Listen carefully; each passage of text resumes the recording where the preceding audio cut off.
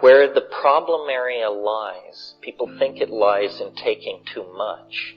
It lies in taking too little. Because if you take too little, you can resist it. You can struggle with it. And then it can turn into a real mess because you're afraid of it. And you actually have the power to some degree to resist it. What you want to do is take sufficiently enough that there's no escape, and that the transition from ordinary reality to fully loaded is as quick as possible, because the going up is somewhat terrifying. For example, let's use psilocybin as the model. Here's how it works for me. This is not tea, this is eating raw mushrooms. It comes on more slowly. So after an hour or so, and the way I do it is I sit. As soon as the mushroom enters my body, I sit and meditate.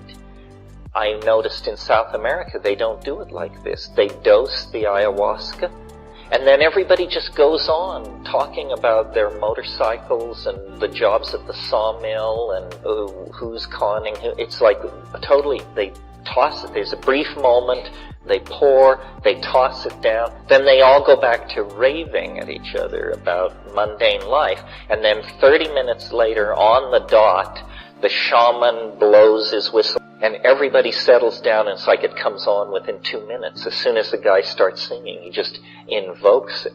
The way I do it is I take the mushroom, or the ayahuasca, and then I sit and I roll bombers. So I'll have them ready if I need them. And I just sit as I'm going to sit during the trip. And I've unplugged the telephone and I've gotten everything squared away. And it begins to come on at about the 40-minute or the 60-minute mark. There's sometimes some nausea as it comes on. And then I smoke a bomber or half a bomber.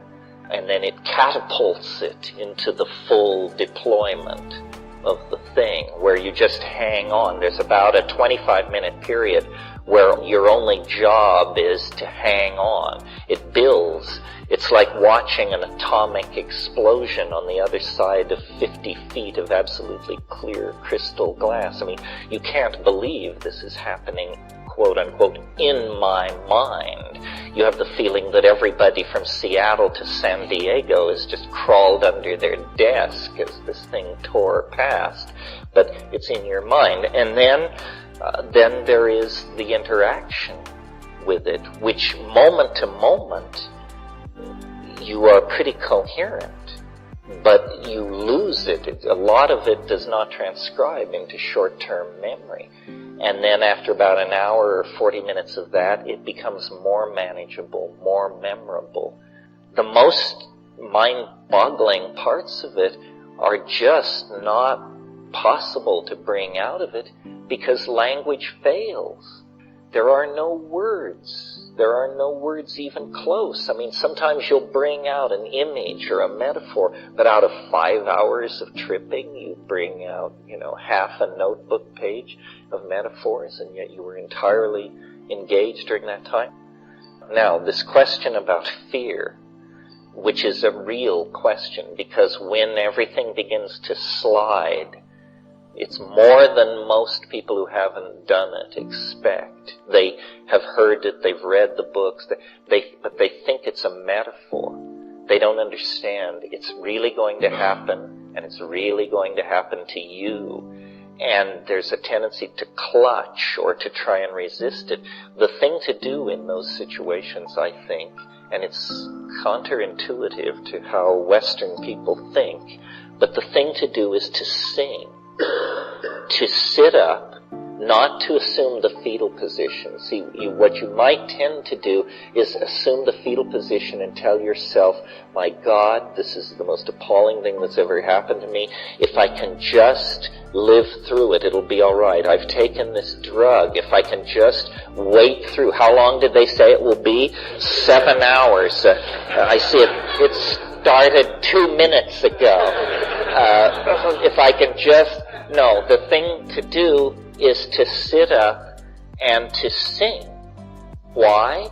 Well, being practical people, to oxygenate your brain, to move this thing that's happened to you, though it may have one claw in heaven, its roots are in your neurophysiology and in the chemistry of the drug.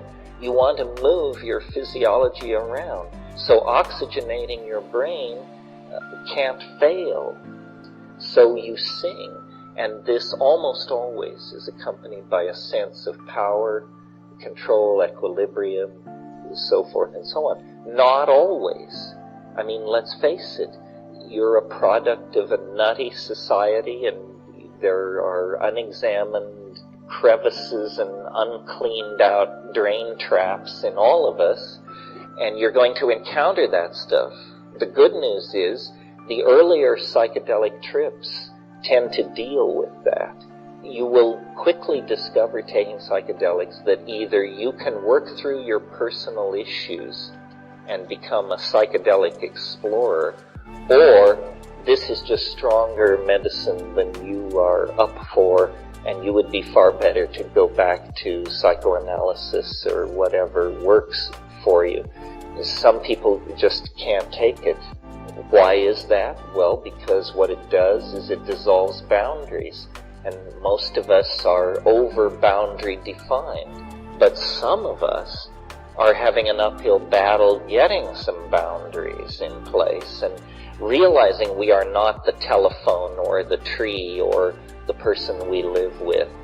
And so for those people who are having trouble establishing and maintaining boundaries, this is the last thing on earth they should get involved. You get into a place where it's so unfamiliar that the question comes up, have I done it this time? You know, am I dying or am I in danger? The answer is, the odds are incredibly against you being seriously in danger. People don't die from psychedelics unless they have heart conditions or some incredibly rare medical condition. The problem is that the ego feels threatened by the boundary dissolution, and its ace is your self-identification with it. And it can actually say to you, you are dying, and here's the evidence. And you have to say, no, it's unlikely, and sing your way through it. But this is really tough. I mean, this is, the Buddhists talk about slaying the ego. This is slaying the ego for real. You must slay it, otherwise it will spread panic into your whole psychological system, will give way to panic and hysteria. So unless there is some real reason to think you're dying, and you should have done your homework, you should know what to expect. For example, if you take LSD and begin intense bouts of vomiting, this is not a proper reaction to LSD. Something is wrong, either with the LSD or with your relationship to it. You should know the typical trip will put you through changes, but is not dangerous. This is why then there's always the issue of the buddy system. Should there be somebody else there, and what about all that? My position is, if you're anxious, then you should have a sitter. If you're going to do it alone, you should certainly tell someone so that they will check on you after a while. I don't like doing it in groups or with sitters, because inevitably I get spun into them. What I want to do is go as deep as possible and and even if I'm alone with one other person, culture is the third guest at the table. I mean, I've often found myself in the middle of psychedelic trips thinking, I'm sure glad there's nobody else here to see this, because I'm sure it would alarm an observer. Because I have my leg thrown back up over my neck and I'm screaming in Urdu or something.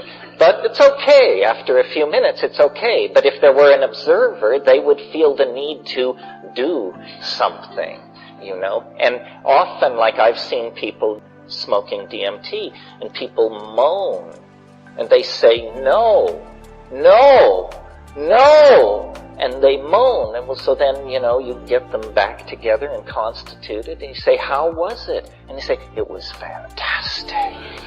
So you realize, how they present is not reliable.